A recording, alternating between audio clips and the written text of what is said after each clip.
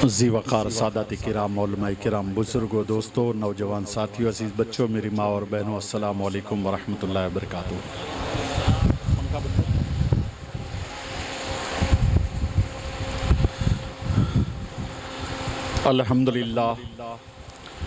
अल्हम्दुलिल्लाहिल्लज़ी अब्दअल अफ़लाक वल अर्दीन वस्सलातु वस्सलामु अला मन कान नबिय्यन व आदम बैनल माइ वत्तीन वाला आलिहि व सहाबिहि तय्यबीन ताहिरीन अम्मा बाद फ़ऊज़ु बिल्लाहि मिनश शैतानिर रजीम बिस्मिल्लाहिर रहमानिर रहीम। अला इन्ना औलिया अल्लाहि ला खौफुन अलैहिम वला हुम यहज़नून। सदक़ल्लाहु मौलानाल अज़ीम व सदक़ रसूलुहुन नबियुल अमीनुल मतीनुल करीम व नहनु अला ज़ालिका लमिनश शाहिदीन व शाकिरीन वल्हम्दुलिल्लाहि रब्बिल आलमीन। आइए हम और आप मिलकर दोनों जहां के ताजदार मालिक व मुख्तार शफ़ीउल मुज़नबीन अनीसुल गरीबीन मुरादुल मुश्ताक़ीन ताहा व यासीन रहमतल लिल आलमीन हुज़ूर सरापा नूर अहमद मुस्तफ़ा मोहम्मद मुस्तफ़ा सल्लल्लाहु ताला अलैहि वसल्लम की बारगाह में हदिया दरूद सलाम पेश फरमाए और पढ़े अल्लाहुम्मा सल्ली अला सैयदना व मौलाना मुहम्मदिन व बारिक व सलीम सलातु व सलामुन अलैका या रसूलल्लाह। नबी और आले नबी पर एक बार और बावाज़ बुलंद दरूद पाक का नजराना पेश करें। अल्लाहुम्मा सल्ली अला सैयदना व मौलाना मुहम्मदिन व बारिक व सलीम सलातु व सलामुन अलैका या रसूलल्लाह। फ़ख्र औलिया फ़ख्र मिल्लत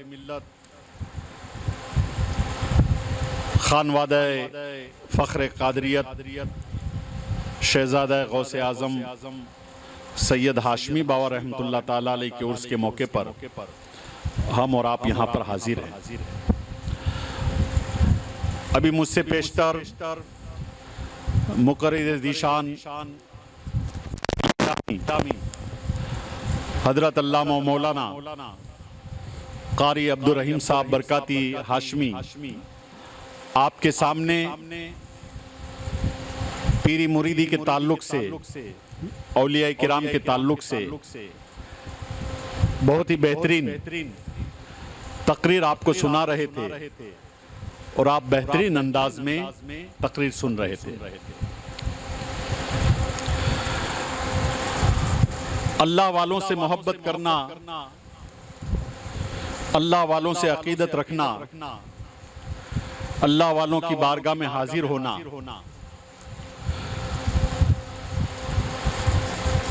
ये हमारे लिए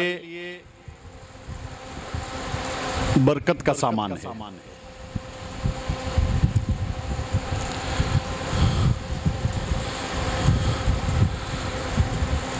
अल्लाह वालों की जिंदगी से हमें सबक हासिल करना चाहिए कि अल्लाह वाले कब बने, अल्लाह वाले कैसे बने, उन्होंने क्या किया अपनी जिंदगी में, उन्होंने अपनी लाइफ में ऐसा कौन सा काम किया कि अल्लाह तबारक व तआला ने उनको पसंद फरमाया। हम अल्लाह के वलियों के उर्स के मौके पर जाते हैं, सलात व सलाम पेश करते हैं, अपने लिए दुआ मांगते हैं, मन्नतें पेश करते हैं, लेकिन औलिया किराम की बारगाह में हमारा जाना, किसी वली के उर्स के मौके पर हमारी हाजिरी, किसी आस्ताने पर हमारा जाना, ये सिर्फ हमारा दुनियावी मफाद के लिए होता है।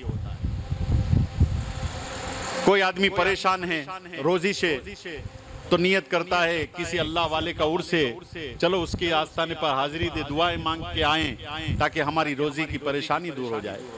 कोई बीमार है तो शिफा के लिए पहुंच जाता है, कोई बे औलाद है तो औलाद के लिए पहुंच जाता है, कोई मुश्किल ज़दा है तो मुश्किल आसानी के लिए पहुंच जाता है। तो हम अल्लाह वालों की बारगाह में जाते हैं, अल्लाह के वलियों के उर्स की बारगाह में जाते हैं, तो इसके पीछे हमारा दुनियावी मफाद होता है। लेकिन मेरे दोस्तों, दुनियावी मफाद के साथ साथ अगर हम किसी वली के उर्स के मौके पर उसके आस्ताने पर जाएं और हमारे दिल में ये तमन्ना हो, ए अल्लाह तेरे इस मकबूल बंदे की बारगाह में हम हाजिर हैं, तेरे इस वली की बारगाह में हम आए हुए हैं, हमारी तू दुनिया भी शानदार बना दे, हमारी आखिरत भी शानदार बना दे, तो सोने पे सुहागा हो जाएगा कि नहीं? दीन भी मांगे, दुनिया भी मांगे, क्योंकि इनका काम है तो अता करना। अल्लाह वालों का काम है देना। अल्लाह वालों का काम क्या है? वो किसी के चेहरे के ऊपर दुख नहीं दे सकते, वो सबके चेहरे पे मुस्कुराहट देखना चाहते हैं। अल्लाह वाले किसी के चेहरे पे गम नहीं देखना चाहते। हजरत मारूफ करखी रहमतुल्लाह ताला अलैह अल्लाह के बहुत बड़ी वली है। हुजूर गौस पाक के पीरों के पीर हजरत मारूफ करखी रहमतुल्लाह ताला अलैह बगदाद की बाजार से गुजर रहे थे कि एक आदमी पानी बेच रहा था।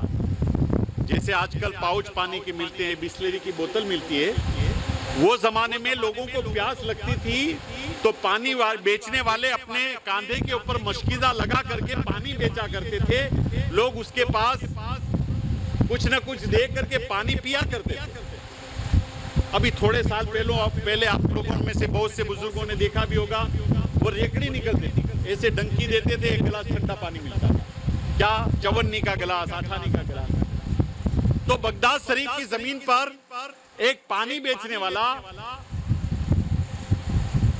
अपना कंधे के ऊपर मशकीजा लटका करके पानी बेचने के लिए बाजार में चक्कर लगा रहा था। इत्तेफाक से किसी ने पानी नहीं पिया। वो मजदूर परेशान हो गया, आज मेरा पानी किसी ने नहीं खरीदा, मेरे पास से पानी खरीद करके किसी ने नहीं पिया। शाम को घर लौटूंगा, अगर कुछ न कुछ लेके नहीं गया, बच्चे के लिए खाने का इंतजाम कैसे होगा, बच्चों की परवरिश कैसे होगी, भूख से तड़प जाएंगे। लिहाजा उसने जोरों से आवाज दी, खुदा के लिए कोई मेरा पानी खरीद लो, जो मेरा पानी खरीद लेगा उस पर अल्लाह तबारक व तआला अपनी रहमत बरसाएगा। इतना कहना था। हजरत सिर्री सख्ती रहमतुल्लाह ताला अलैह अपने मुरीदों के साथ गुजर रहे थे।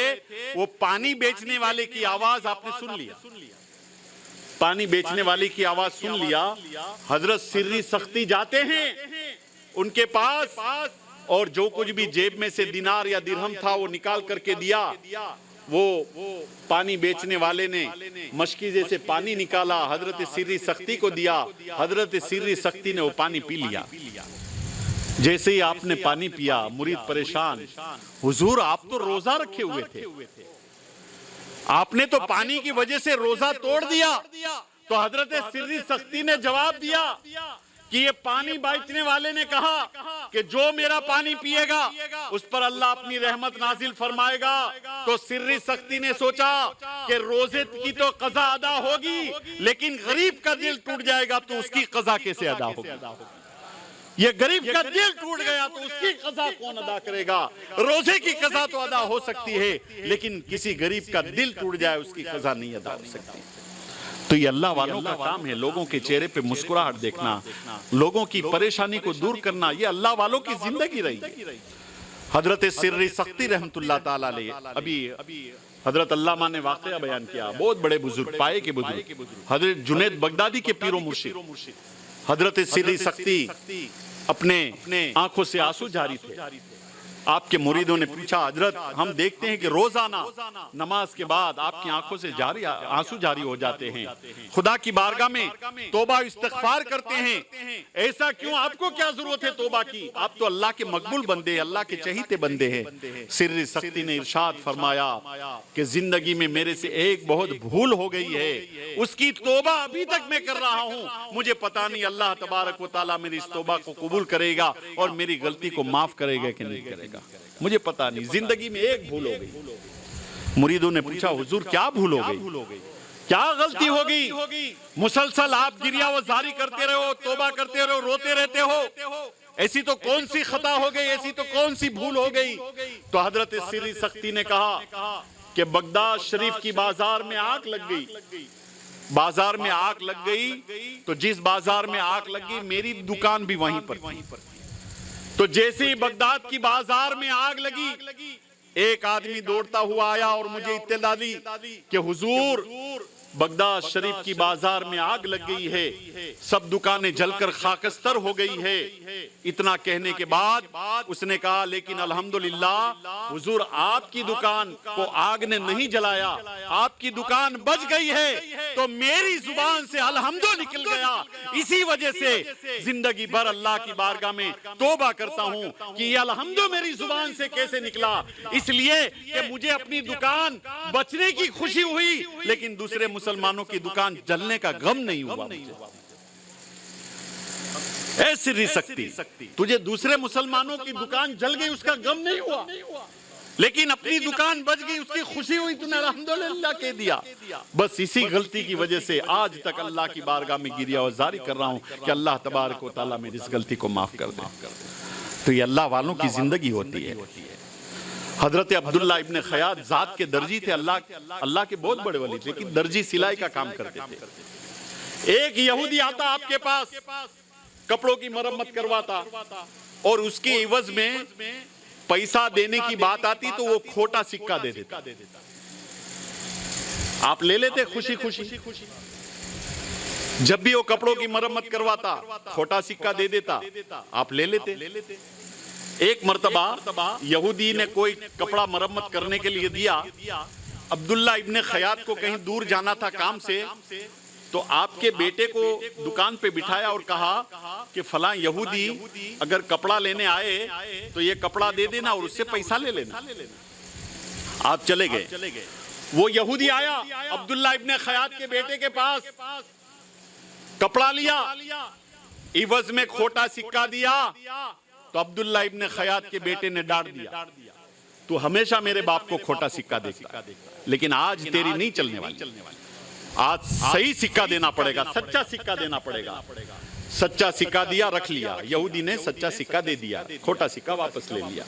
हजरत अब्दुल्ला इब्ने खयात आए, वो यहूदी कपड़े लेके गया, कहा हाँ अब्बू कपड़े लेके गया, लेकिन हमेशा मैंने ये देखा है कि वो यहूदी आपको खोटा सिक्का देकर चले जाता और आप वो खोटा सिक्का ले लेते।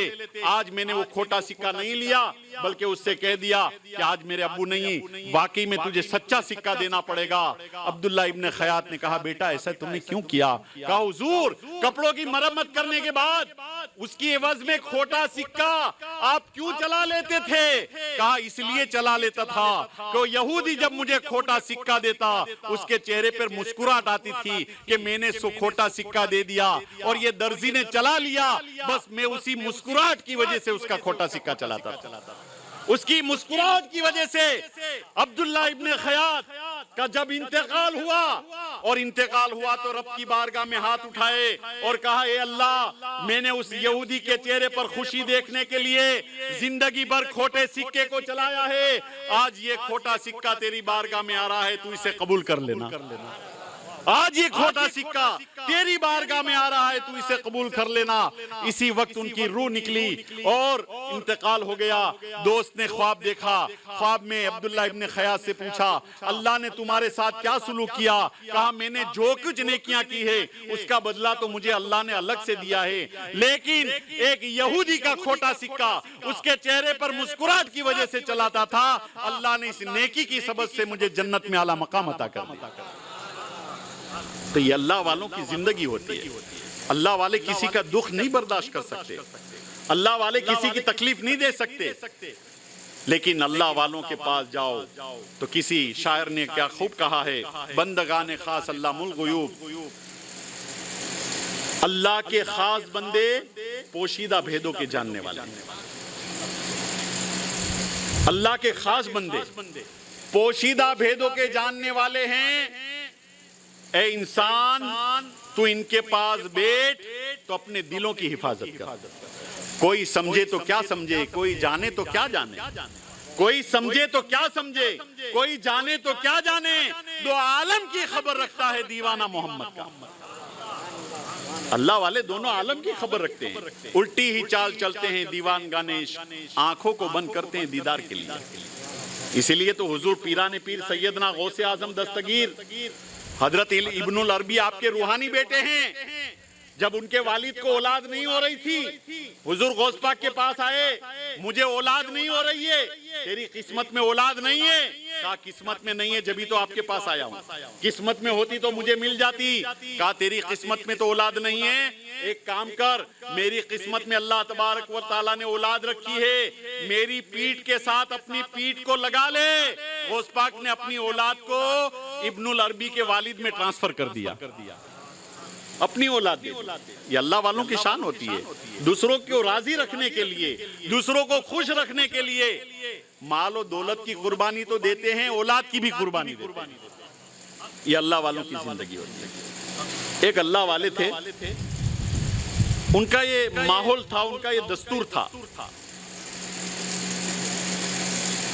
कि वो हुजूर सल्लल्लाहु ताला अलैहि वसल्लम की रोजाना ज़ियारत किया करते थे, रोजाना ज़ियारत किया करते थे और खुद ज़ियारत करते थे। ऐसा नहीं, अगर वो चाहते और किसी को ज़ियारत करवानी होती और उसको दुआ दे देते तो उसको भी ज़ियारत नसीब हो जाती वो। लेकिन एक बात कहते थे, कोई पूछता हुजूर की ज़ियारत कैसे होती है, कहा दिल को जब चोट लगती है तब हुजूर का दीदार होता है। दिल को जब चोट लगती है तब हुजूर का दीदार होता है।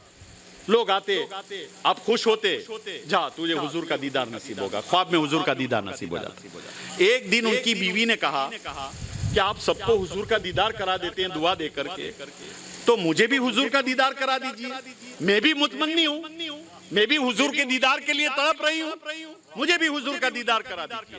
कहा बेगम दिल को चोट लगती है तब हुजूर का दीदार होता है। कहा ये आपकी फलसफे वाली बात मेरी समझ में नहीं आती, लेकिन आप मेरे लिए भी दुआ करो कि मुझे भी हुजूर का दीदार हो जाए। आपने कहा अच्छा एक काम कर। अब बीवी की उम्र 50-55 साल की थी और हजरत साहब की उम्र 60-65 साल की थी। कहा हुजूर का दीदार करना है, बहुत तमन्ना है। कहा हाँ हुजूर का दीदार करना है। कहा जिस तरह अपनी शादी हुई और पहली रात को जिस तरह लाल कपड़े पहनकर हाथ में मेहंदी लगाकर बनाव सिंगार करके तू मेरे पास आई थी, इसी तरह आज रात बनाव सिंगार करके लाल कपड़े पहन करके दुल्हन की तरह सज धर के अपने कमरे में बैठना, तुझे हुजूर का दीदार हो जाएगा। अब बीवी ने कहा हुजूर का दीदार करना था, बात तो माननी थी। कहा भी कि ये उम्र में ये अच्छा नहीं लगता, क्या तुझे हुजूर का दीदार करना है कि नहीं? हाँ हुजूर का दीदार तो करना। तो कहा मेरी बात माननी पड़ेगी। अब बेचारे अम्मा ने रात के वक्त लाल जोड़ा पहना, हाथ में मेहंदी लगाई, बनाव सिंगार किया, रूम को सजाया, रूम को सजा करके बिस्तर के ऊपर अच्छी चादर लगाई, चादर लगा करके आकर बैठ गए। अब ये बुजुर्ग ने क्या किया, उसी गांव में उनका ससुराल था, ये जाकर अपने सालों साहब के पास पहुंच गए, अपने सालों के पास, बीवी के भाइयों के पास। कहा तुम्हारी बहन पागल हो गई है? कहा क्यों? कहा 55 साल की उम्र में दुल्हन की तरह बन ठन कर कमरे में बैठी हुई है, उनको कुछ समझावा करके। अब बेचारे भाई बोले ऐसी हरकत की? हमारी बहन ने ऐसा किया? बोले हाँ चलो मैं दिखाता हूँ, बाकी में मैं झूठ थोड़ा बोल रहा हूँ। अब अपने सालों को लिया, बुजुर्ग ने सालों को ले जा करके अपने कमरे में पहुंचा दिया, तो वाकई में अम्मा तो बेचारे लाल सुर्ख जोड़ा पहन करके मेहंदी लगा करके दुल्हन की तरह घूंघट डाल करके बिस्तर पे बैठे हुए। भाई चिल्लाने लगे, अरे ये उम्र में तुमको शर्म नहीं आती? ये तरीका है ये कपड़े पहन के इस तरीके से मेहंदी लगाने का, दुल्हन की तरह सज धज कर बैठी हुई हो? भाइयों ने अपनी बहन को जलील किया, ये तुम्हारी हरकत कैसी है, तुम पगला गई हो क्या, इस तरीके से तुमने किया। अब डांट करके भाई तो चले गए। अब ये बुढ़िया, ये अम्मा जो है वो आंखों से आंसू जारी हो गए, रोने लगे। अपने शौहर से कहा ये तुमने क्या किया, मुझे जलील कर दिया भाइयों के सामने, मुझे भाइयों के सामने तुमने रुसवा कर दिया, मुझे परेशान कर दिया। अगर हुजूर का दीदार नहीं होता तो कोई बात नहीं थी, लेकिन तुमने इस तरीके से हुजूर की दीदार की लालच दे करके मुझे सुर्ख जोड़ा पहनवाया, मेहंदी लगवाई और बनाव सिंगार करके बिठा दिया, और फिर मेरे भाइयों को ला करके तुमने जलील और रुसवा किया। ऐसा तुमने क्यों किया?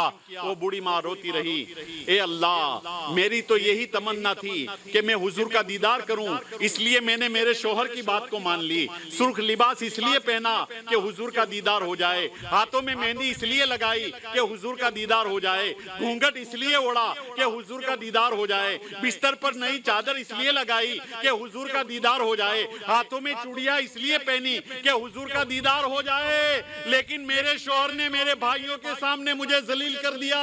ए अल्लाह, आप रोती रही रोती रही रोती रही रोती रही, यहां तक कि आंख लग गई। आग जब लगी तो हुजूर का दीदार हो गया। आग जब लगी तो हुजूर का दीदार हो गया। जब आंख खुली तो क्या देखा, उनके शौहर पलंग के पास खड़े थे और मुस्कुरा रहे थे। कहा तुमने मुझे जलील और रुस्वा किया, लेकिन अल्लाह तबारक व तआला मुझसे खुश हो गया, मेरे आका का दीदार हो गया। वो बुजुर्ग कहते हैं ये सब मेरा बना बनाया खेल था। कहा क्यों? कहा मैं कहा करता था ना कि जब दिल को चोट लगती है तो हुजूर का दीदार होता है। तो तुम्हारे दिल को चोट लगी, अल्लाह की बारगाह में गिरिया वसारी की, रोती रही, तो हुजूर का दीदार तुम्हें नसीब हो गया। तो ये अल्लाह वालों की बारगाह है। अल्लाह वाले कभी आंखों को बंद करके देखते हैं, कभी आंखों को खोल करके दूसरों को दीदार करा देते हैं। जब तो सैयदना उमर फारूक आजम रदी अल्लाह ताला अन्हु का दौरे खिलाफत है। मौला अली ने ख्वाब देखा, मौला कायनात अली मुर्तजा रदी अल्लाह ताला अन्हु ने ख्वाब देखा। ख्वाब में क्या देखा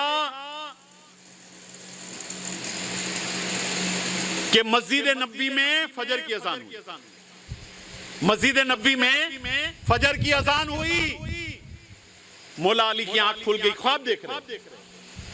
मस्जिद में गए, हुजूर मुसल्ले इमामत पर है, हुजूर ने फजर की नमाज पढ़ाई। मौला अली फरमाते मैंने हुजूर के पीछे फजर की नमाज पढ़ी, सलाम फेरा। सलाम फेरने के बाद हुजूर दीवार के साथ टेक लगा करके बैठ गए। हम लोग सामने बैठ गए। थोड़ी देर हुई तो एक आदमी खजूर की टोकरी लेकर के आया, हुजूर के सामने पेश किया। हुजूर ने एक एक खजूर उठाई, सबको दी। मौला अली फरमाते मुझे भी एक खजूर दिया, मैंने मुंह में रख लिया। जैसे ही मैंने मुंह में खजूर रखी, मेरी आंख खुल गई। मैंने क्या देखा कि खजूर मेरे मुंह में मौजूद है। देखिए ख्वाब देखो। लेकिन मौला कायनात फरमाते खजूर मेरे मुंह में मौजूद। अजान हो रही थी मस्जिद नबी में। मौला अली फरमाते आंख खुली, अजान हो रही थी। मस्जिद में गया। फारूक आजम इमामत फजर की नमाज अदा कर रहे थे। मैंने फारूक आजम के पीछे नमाज पढ़ी। फारूक आजम के पीछे नमाज पढ़ करके फारूक आजम भी दीवार के साथ टेक लगा करके ऐसा बैठ गए जैसे मैंने सपने में हुजूर को देखा था। टेक लगा करके बैठ गए, मैं भी बैठ गया। ख्वाब में मंजर है रसूल पाक। जब आंख खुली तो देखा उमर फारूक। एक आदमी आया खजूरों की टोकरी लेकर, फारूक आजम के पास खजूरों की टोकरी दी। फारूक आजम ने एक एक खजूर उठाई। मौला अली फरमाते ख्वाब में हुजूर ने दी थी, अब जब आंख खुली तो फारूक आजम दे रहे। फारूक आजम ने एक एक खजूर उठाई, सबको दी। मौला अली को भी एक खजूर दी। तो मौला अली ने फारूक आजम से कहा कि एक खजूर मुझे और दे दीजिए, एक खजूर मुझे और दे दीजिए। तो फारूक आजम मुस्कुरा पड़े और कहा लौ ज़ादका रसूलुल्लाह सल्लल्लाहु तआला अलैहि वसल्लम अल बारिहतु लज़िदना का, अगर ख्वाब में हुजूर ने दो दी होती तो मैं भी दो दे देता। अगर ख्वाब में हुजूर ने दो दी होती तो मैं भी दो दे देता। मौला अली ने पूछा कि ये मंजर तो मैंने ख्वाब में देखा। कहा मैंने आपके घर के दीवार से टेक लगाकर खुली हुई आंखों से सारा मंजर देखा। तो ये अल्लाह वालों की जिंदगी होती है। कभी आंख बंद करके हुजूर का दीदार करते हैं, कभी आंख खोल करके अल्लाह वालों का दीदार करते हैं। इसलिए अल्लाह वालों की बारगाह में जाओ तो दुनिया के साथ साथ दीन भी तलब करो।